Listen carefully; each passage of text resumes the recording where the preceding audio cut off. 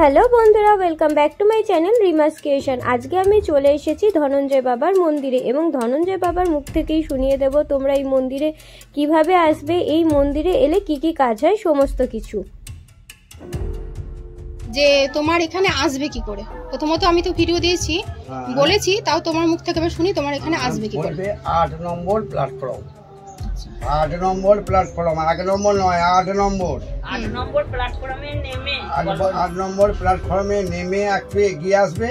এগিয়ে এসে দেখবে সামনে টোটো আছে, টোটোয় চাপবে আর সময় বলবে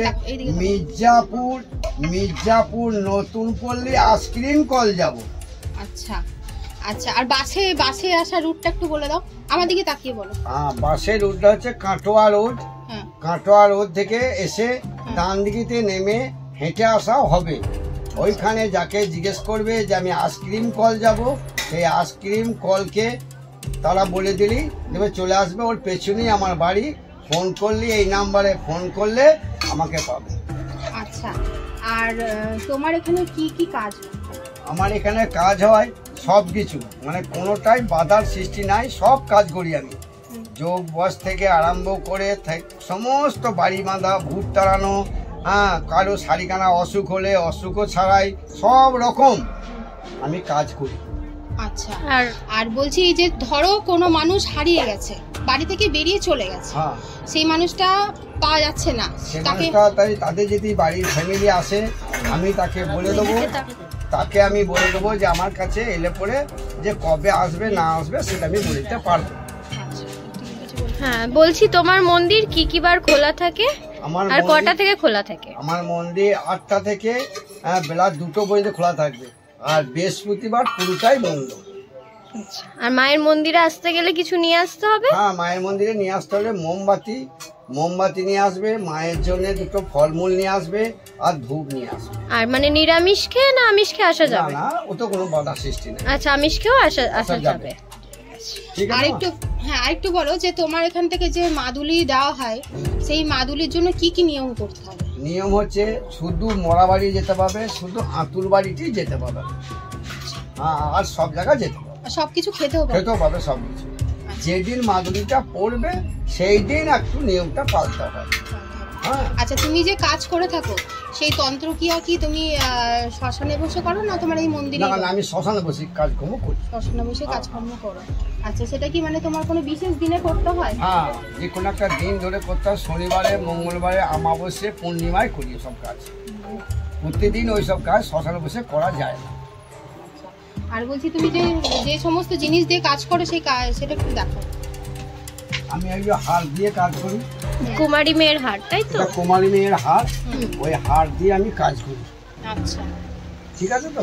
কুমারী মেয়ের হার দিয়ে কাজ করি। এইটা হচ্ছে আমি ওখানে কামরূপের দীক্ষা নিয়ে এখানে আমি সিদ্ধি লাভ করেছি। কামরূপে যেখানে ময়ায় আমি সিদ্ধি লাভ করে বেরিয়ে এসেছি। ময়াতে, যেটা কামরূপ না, কামরূপ থেকে যেতে হয় ময়া, আমি আমার গুরুমা হচ্ছে মেয়ে ছেলে, সেই গুরুমা পদ্ম পাতা জলে পেতে দিয়ে তার উপর দিয়ে হেঁটে যায়, তার কাছে আমার শিক্ষা। গুরুমা কোনো বস্ত্র পরে থাকেন না। তার বয়স, আমি যখন দীক্ষা নিয়ে এলাম তার বয়স হচ্ছে 16 বছর। ঠিক আছে? তুমি শিক্ষা লাভ করেছো আজ আমি 30 বছর।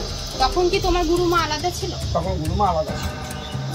তখন জগতে যারা হরিনাম যাওয়ার পরে যেটা কৃষ্ণ দীক্ষাটা নিয়ে এলাম, ওখানে গিয়ে আমার মালা বোধাবাত হয়েছে। ওখানে আমি তন্ত্র সাধনা লাভ করেছি না, তখন হচ্ছে আমার এই মালা পরা আছে গলায়, যেটা ওই মালায় আমি সিদ্ধি লাভ করেছি। আর মায়ের কাছে বসে সিদ্ধি লাভ করার পর আমি এইসব কাজ ক্রিয়া করি। ঠিক আছে তোমার? সমস্ত কিছু কাজ তুমি করো।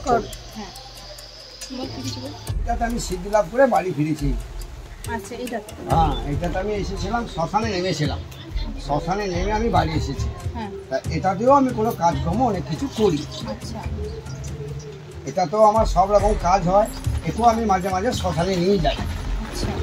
ঠিক আছে তোমার? আর কিছু বলতে হবে?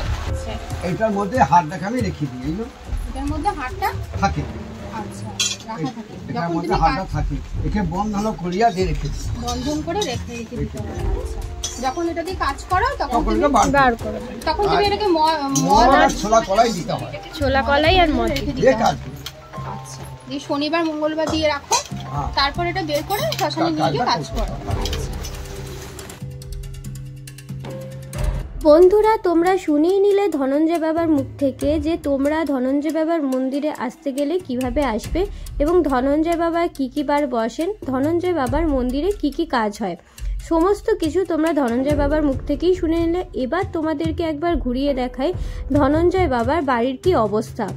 দেখো, বৃষ্টির প্রচুর জল হচ্ছে এবং ধনঞ্জয় বাবার বাড়ির কতটা খারাপ অবস্থা।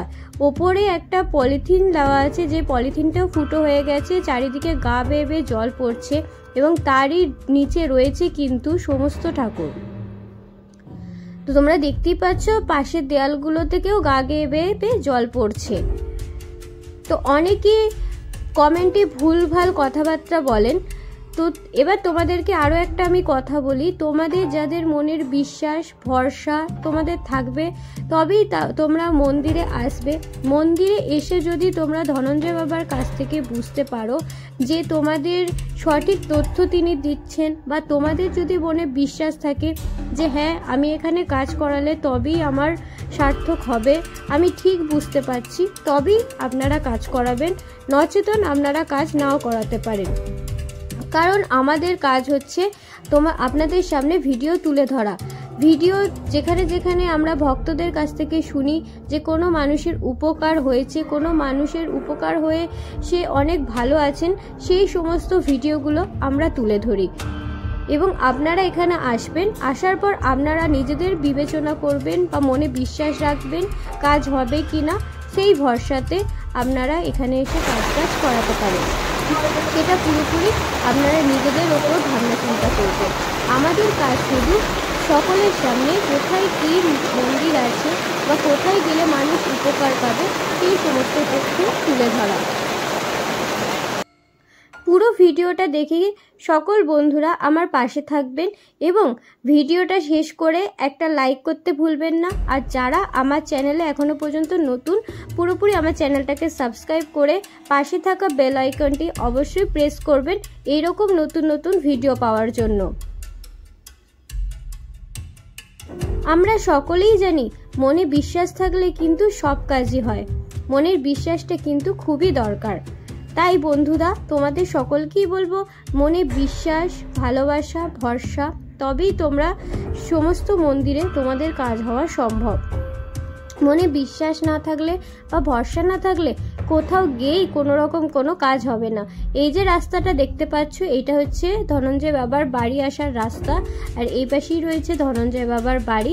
তোমাদের পুরো বাড়িটাই আমি ঘুরিয়ে দেখালাম।